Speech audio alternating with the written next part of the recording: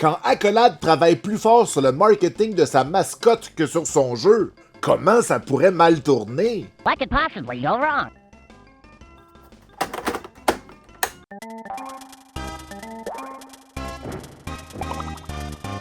Bonjour la maison, je m'appelle Guise et je tente présentement de collectionner tous les jeux sortis en Amérique du Nord sur la Super NES.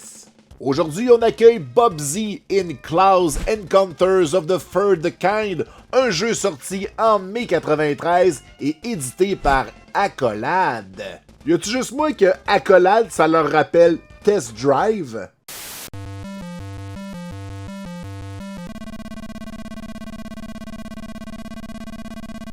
Mais bon, on n'est pas là pour faire des courses de voitures, mais plutôt pour faire des courses de furry. Dans le jeu, on incarne évidemment Bob Z et on peut ramasser des plots de laine, puis ça semble juste nous donner des points. Alors on rebondit sur l'arbre et on attrape un chandail qui nous donne une vie supplémentaire. Il y a des ennemis, on peut leur sauter sur la tête, excellent. Donc on va à droite parce que dans les jeux de plateforme, faut aller à droite. Je me familiarise avec les contrôles, ok, bon, ben ça va bien. Ça fait beaucoup penser à Sonic, hein? On a des petites accélérations, après ça on va vite. On peut aussi planer dans le jeu, ça c'est très bien, en gardant le bouton enfoncé, c'est le bouton Y. Et puis bon, ben ça va, tranquille, on avance.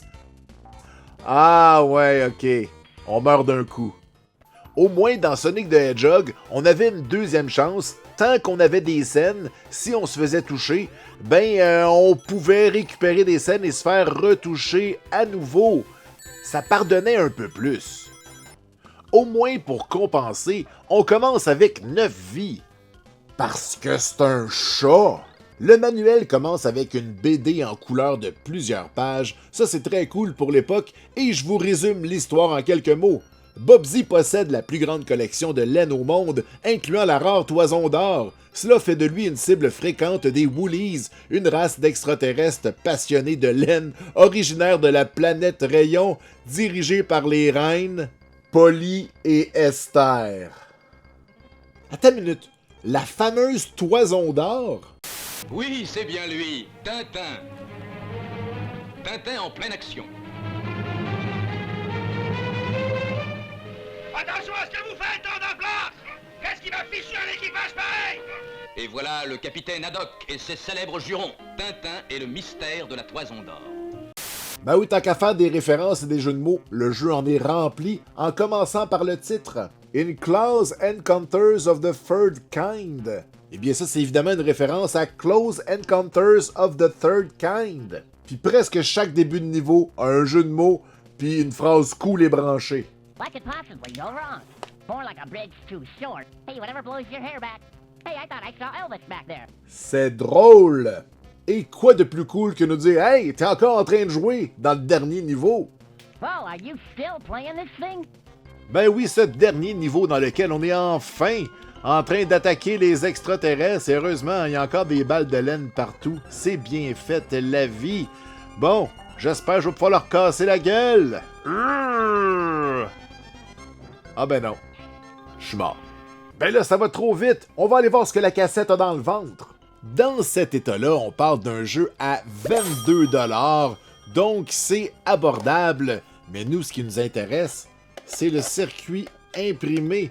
On va aller le regarder et le nettoyer un peu si celui-ci est sale. J'ai ma fidèle gomme à effacer qui commence à être beaucoup trop petite. Regardez ça. Pauvre gomme à effacer. Elle a vu des choses pendant toutes ces années. Alors, un beau petit board jaunâtre, hein, vert jaune. Alors, ça a l'air de quoi? C'est très simple, très adéquat. La puce au Japon. Un petit condensateur, rien de spécial. On lui donne un petit coup. Hein? Je pense que je l'avais déjà nettoyé. Il a l'air super propre. Et voilà. Mon Dieu. J'ai déjà hâte de retourner jouer. Inquiétez-vous pas, je vais bien le nettoyer. Ah, la magie du montage. Je vous montre pas tout.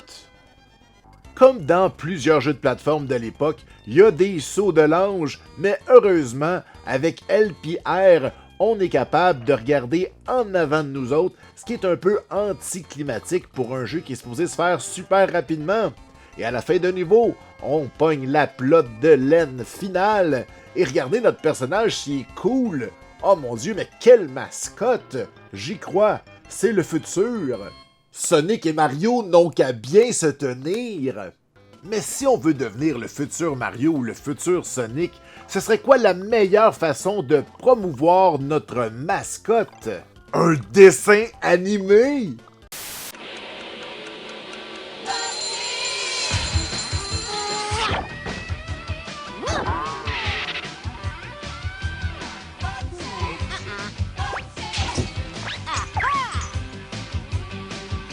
What could possibly go wrong?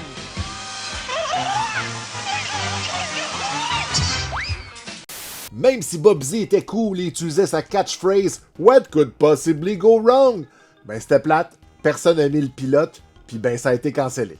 Ben c'est pas grave, on a juste à faire de la promotion dans Nintendo Power.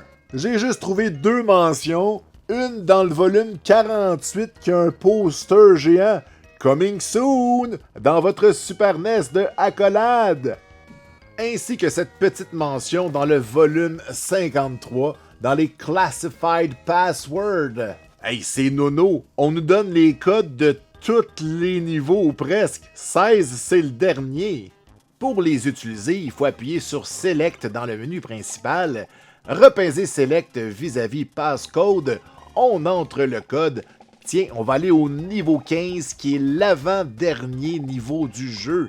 Alors, on rentre ça, on peut se promener dans les lettres en partant de la fin ou en partant du début. Si on connaît bien notre alphabet, on est capable. Et une fois qu'on a toutes les lettres, on appuie sur Select et on voit chapitre 15, Little Wooly. Et on peut expérimenter un autre niveau que je me serais probablement pas rendu sinon.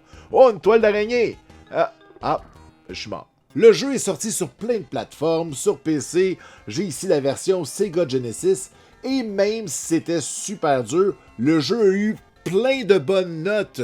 Une moyenne globale de 9 sur 10. D'après moi, Accolade avait des amis dans le monde du reviewing. Je veux pas faire ma langue sale, le jeu est super beau, c'est coloré, il y a des mécaniques originales comme ici les chutes, c'est beau, c'est le fun, mais c'est qui a décidé que mettre du falling damage dans un jeu de plateforme? Que ça serait une bonne idée? Franchement! Il y a plusieurs boss dans le jeu, mais avec des mécaniques un peu répétitives. Ça fait beaucoup penser aux boss de Sonic quand on se bat contre Robotnik, mais on finit par battre les méchants extraterrestres. Qu'un maudite gang de pas fins, donnez-moi ma laine! Et on peut célébrer notre victoire en allant dans notre limousine des bébés, non pas pourquoi t'es dans la lune, mais plutôt pour le nom de famille de Bubsy, qui est Bob Cat. Sachez-le. Ça va être à l'examen. Il y a eu d'autres jeux de Bubsy qu'on parlera plus tard, mais selon vous, est-ce qu'il est digne d'une succession de mascottes? Est-ce que Mario et Sonic peuvent aller se rhabiller? Peut-être que le futur nous le dira. Il va peut-être revenir, Bubsy. Alors voilà, c'est déjà tout pour cet épisode. J'espère que ça vous a plu. Si c'est le cas, n'oubliez pas de vous abonner et activer la cloche pour ne rien manquer. On tente présentement d'atteindre les 200 000 abonnés en 2026. Allez! Pour plus de vidéos de Super NES, de bricoler c'est sérieux et de boîte de la honte. À bientôt!